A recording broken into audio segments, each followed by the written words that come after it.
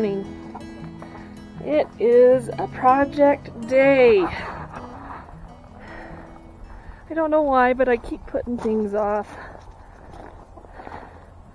I get in a funk in the winter, seasonal, I don't know how to call it depression, but just, I guess it is. I don't want to do anything in the winter. It's cold and it's dark. I'll leave that for you to come in. Anyway, so I've been thinking about needing to build a better barn for my goats over here on this other side. And so today is the day. Hi babies. Hi babies. Hi little boys. Hey cute little boys. Should we make you a better barn? Look at your little horns getting so big. What do you think? And look, these guys, they sleep in a chicken coop. They get chicken crap on them. You guys are so disgusting. So, because these little boys are in with the chickens all the time, I think it has caused our chickens a little more stress than just molting, because we are not hardly getting any eggs right now. In the summertime we were getting up to 12.5 a day, and now we get nothing. I think the most we've gotten in a day this last week is 3, and that was because she didn't collect 2 days in a row. So it's usually like 1, maybe 2 eggs. And when you have 30 chickens, that's actually really unusual, even for cooler weather and molting, especially if you have younger chickens that are new to laying and that kind of thing. I mean, I feel like we should be getting at least 4 or 5 eggs a day, even with the slowdown. So, but what I think is happening is that these little boys get up in the coop and they're stressing the chickens out, and they're getting into the chicken feed, and the chickens are running out of food faster than we expect, and then they're stressed out.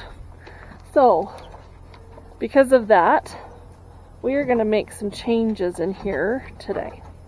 We probably need to get their food out anyway and fill it. No, you guys have lots of food. Good. So where's my eggs? It's just full of feathers in here. Quite honestly, we're gonna pull that out. Put that in there. Sorry, sweetheart. Were you gonna lay? Were you actually gonna lay an egg? Or were you just hiding? Yeah, look at Frankie's mohawk. Look at your cute mohawk. Anyway. So our job for today is going to be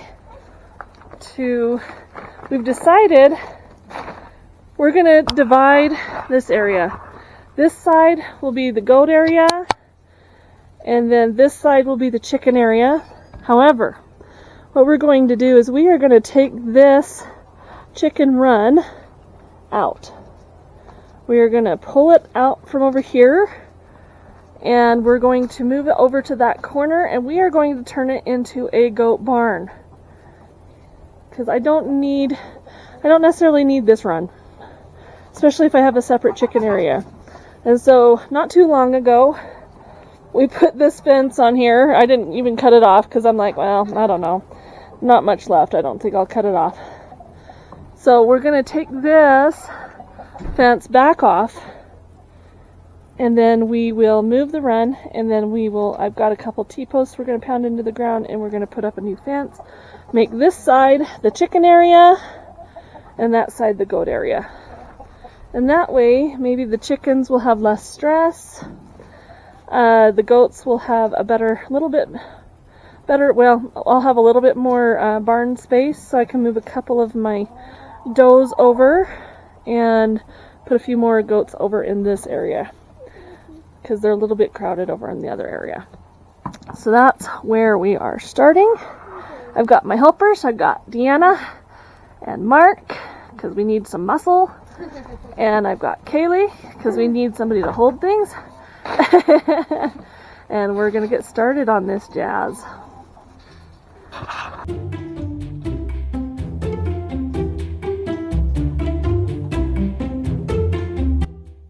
As we get started on removing this chicken run to repurpose it for a goat house, the first thing we need to do is take off the extra fencing that we put on in order to keep the goats out of this chicken run, to keep them away from the chicken food.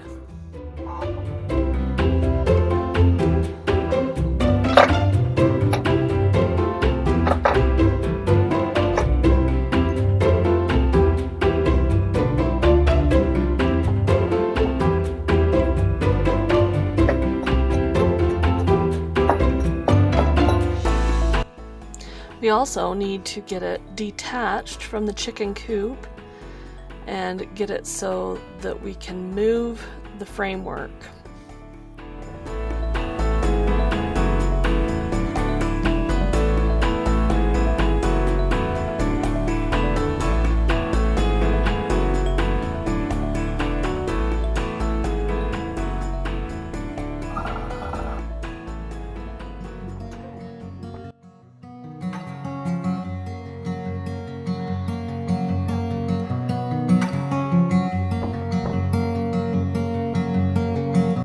We got the run moved, and now we are putting on boards to create walls to offer protection from the weather for the goats. Cute little panda, he's there trying to chew on stuff that's stuck on the thing.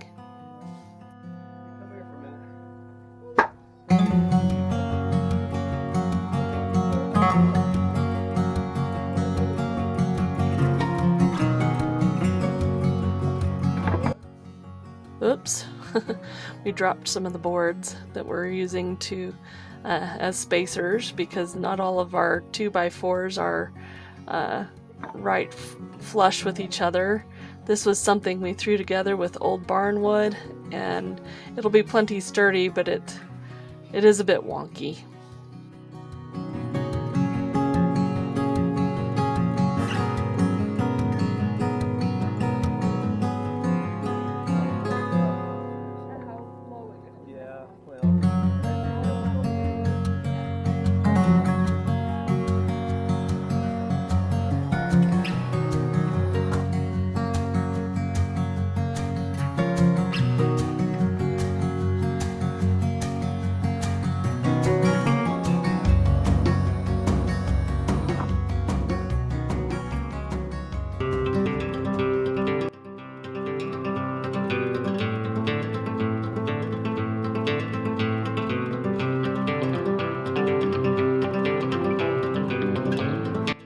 And the last thing that we're doing on this video is getting some support braces on the open end of this run.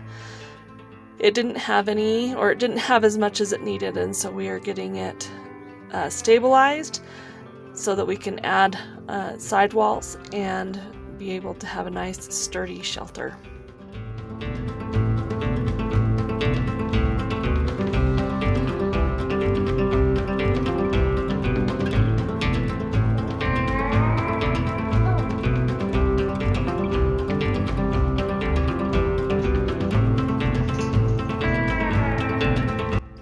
On this project, we only had to buy some more screws, and we did repurpose all the screws that we pulled out of the project earlier on, and one piece of plywood. The rest of it is wood that we had back in our wood pile that we added onto it.